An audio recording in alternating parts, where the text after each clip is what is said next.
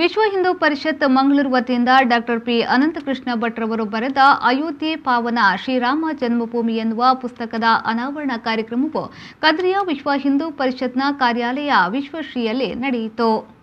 ಕಾರ್ಯಕ್ರಮವನ್ನು ವಿಶ್ವ Hindu Parishad ಪ್ರಾಂತ ಕಾರ್ಯಾಧ್ಯಕ್ಷರಾದ professor MB Puranik ಅವರು ಶ್ರೀರಾಮನ ಭಾವಚಿತ್ರಕ್ಕೆ ಆರತಿ ಮಾಡುವ ಮೂಲಕ ಕಾರ್ಯಕ್ರಮವನ್ನು ಉದ್ಘಾಟಿಸಿದರು.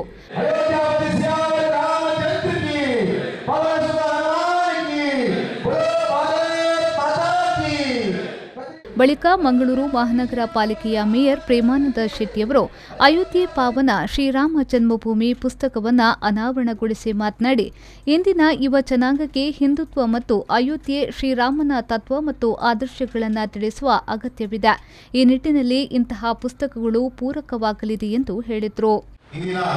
ಬಹಳ ಪ್ರಾಮುಖ್ಯವಾಗಿ ಇದರ ಹೋರಾಟದ ಬಗ್ಗೆ ಒಂದು ಹಲವು ದಶಕಗಳಿಂದ ಬಂದಂತಹ ಏನು ಕಾನೂನಾತ್ಮಕ ಹೋರಾಟಗಳಿರ್ಬೋದು ಎಲ್ಲವನ್ನ ಬಿಡಿಯಾಗಿ ಬಹಳ ವಿವರಣೆಯೊಂದಿಗೆ ಈ ಒಂದು ಪುಸ್ತಕವನ್ನು ಇಂದು ಲೋಕಾರ್ಪಣೆ ಮಾಡಿರುವಂಥದ್ದು.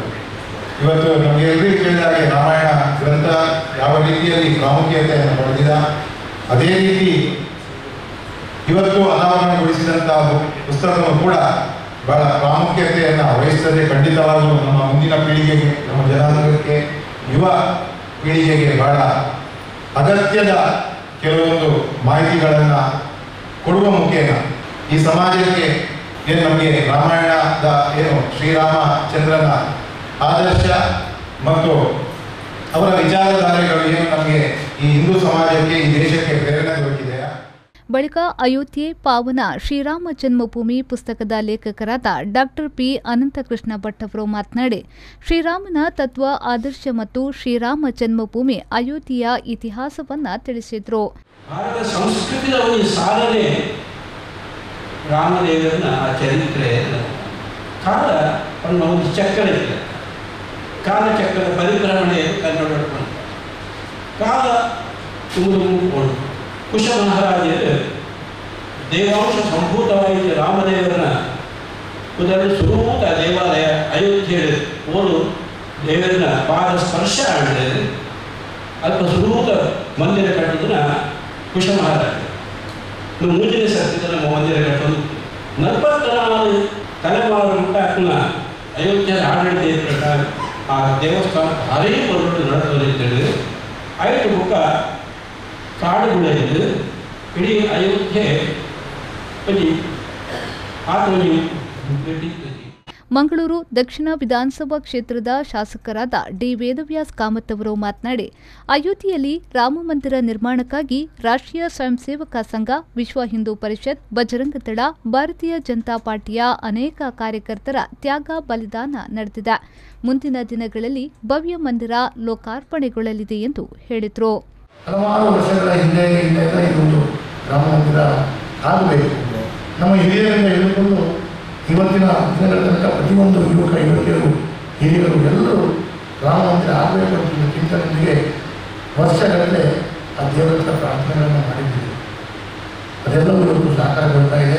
ಅದರ ನೆನಪು ಅನ್ನಿಸ್ಲಿಕ್ಕೆ ಒಂದು ಅವಕಾಶ ಮಾಡಿಕೊಟ್ಟು ಈ ಪುಸ್ತಕದ ಅನಾವರಣ ಇವತ್ತು ಆಗ್ತಾ ಇದೆ. ನಿಮ್ಮ ತ್ಯಾಗದ ಕಾರಣ ಇವತ್ತು ನಮಗೆಲ್ಲರಿಗೂ ನಮ್ಮಂಥ ಯುವಕರಿಗೆ, ಮುಂದಿನ ಪೀಳಿಗೆಗಳಿಗೆ ರಾಮನ ಒಂದು ಭವ್ಯ ಮಂದಿರ ನೋಡುವಂಥ ಅವಕಾಶಗಳು ಲಭಿಸಿದೆ ಅಂತ ಹೇಳೋದು ನಾನು ಈ ಸಂದರ್ಭದಲ್ಲಿ ಉಲ್ಲೇಖವನ್ನು ಮಾಡಬೇಕಾಗ್ತದೆ. ಹಾಗಾಗಿ ಅದರ ನೆನಪಿಗಾಗಿ ಮತ್ತು ಆ ರಾಮ ಮಂದಿರದ ಆ ಹೋರಾಟದಿಂದ ಪ್ರಾರಂಭದಿಂದ ಇವತ್ತಿನ ತನಕ ಪ್ರಧಾನಮಂತ್ರಿಗಳು ಸರಸಂಘಚಾಲಕರು ಮಾಡಿದಂಥ ಕಾರ್ಯ ಏನಿದೆ ಅದರ ಬಗ್ಗೆ ಸವಿವರವಾಗಿ ಪುಸ್ತಕದ ಅನಾವರಣ ಇದು ಮುಂದಿನ ಯುವ ಪೀಳಿಗೆಗಳಿಗೆ ಒಂದು ದಾರಿದೀಪ. ಪ್ರೊಫೆಸರ್ ಎಂಬಿ ಪುರಾಣಿಕ್ ಅವರು ಮಾತನಾಡಿ, ಅಯೋಧ್ಯೆಯಲ್ಲಿ ರಾಮ ಮಂದಿರ ನಿರ್ಮಾಣಕ್ಕಾಗಿ ನಡೆದ ಹೋರಾಟದ ಅನುಭವವನ್ನು ಮುಂದಿಟ್ಟರು. ಅಯೋಧ್ಯೆ ಅಂತಕ್ಕಂಥದ್ದು ಒಂದು ಹಿಂದೂಗಳಿಗೆ, ಭಾರತೀಯರಿಗೆ ಒಂದು ಮೋಕ್ಷಪ್ರದವಾದಂತಹ ಒಂದು ಕ್ಷೇತ್ರ. ಅದರ ದಾರುಣ ಕಥೆ, ಸ್ವಾತಂತ್ರ್ಯ ಪೂರ್ವದ ಹೋರಾಟ, ಅನಂತರ ಏನೆಲ್ಲ ಬದಲಾವಣೆಗಳು ಆಯಿತು ಎನ್ನುವುದನ್ನು ವಿವರವಾಗಿ ಡಾಕ್ಟರ್ ಪಿ ಅನಂತಕೃಷ್ಣ ಭಟ್ರು ಒಂದು ದಾಖಲೆಯಾಗಿ ಕೊಟ್ಟಿದ್ದಾರೆ. ನಾನು ಪಿ ಎ ಭಟ್ರು ನಾವು ಒಂದೇ ಕಾಲೇಜಿನಲ್ಲಿ ಉದ್ಯೋಗಿಗಳು, ನೆರೆಮನೆಯಲ್ಲಿ ಇದ್ದವರು, ಅನಂತರ ನಿವೃತ್ತಿಯ ನಂತರ ನಾವು ಒಟ್ಟಿಗೆ ಕೆಲಸ ಮಾಡ್ತೇವೆ ವಿಶ್ವ ಹಿಂದೂ ಪರಿಷತ್ತಿನಲ್ಲಿ. ಕುಮಾರವ್ಯಾಸನ ಬಗ್ಗೆ ಒಂದು ಮಾತಿದೆ. ಹಲಗೆ ಬರಹವ ಮುಟ್ಟದ ಗಳಿಗೆ ಬರಹುಟ್ಟವನ ಕೇಳದ ಗಳಿಗೆ ಬಳಸಿ ಬರೆಯದ ಗಳಿಗೆ ಅನ್ನುವಂಥದ್ದು ಕುಮಾರವ್ಯಾಸನ ಬರೆಯುವಾಗ ವಾಗ್ಮಿ ಷಟ್ಪದಿಯಲ್ಲಿ ಅವರೇ ಹೇಳಿಕೊಂಡಿದ್ದಾರೆ. ಈ ಸಂದರ್ಭದಲ್ಲಿ ವಿಶ್ವ ಹಿಂದೂ ಪರಿಷತ್ನ ವಿಭಾಗದ ಕಾರ್ಯದರ್ಶಿ ಶರಣ್ ಪಂಪೇಲ್, ವಿಶ್ವ ಹಿಂದೂ ಪರಿಷತ್ನ ಜಿಲ್ಲಾಧ್ಯಕ್ಷರಾದ ಗೋಪಾಲ್ ಕುತ್ತರ್, ಸ್ಥಳೀಯ ಮಂಗಳೂರು ಮಹಾನಗರ ಪಾಲಿಕೆಯ ಸದಸ್ಯರಾದ ಮನೋಹರ್ ಶೆಟ್ಟಿ ಕದ್ರಿ, ಬಿಜೆಪಿ ವಕ್ತಾರ ಜಗದೀಶ್ ಶೇಣವ ಸೇರಿದಂತೆ ಮತ್ತಿತರ ಗಣ್ಯರು ಉಪಸ್ಥಿತರಿದ್ದರು. ಪವನ್ ಕಾಚಮಡ್ಕ, ವಿ4 ನ್ಯೂಸ್, ಮಂಗಳೂರು.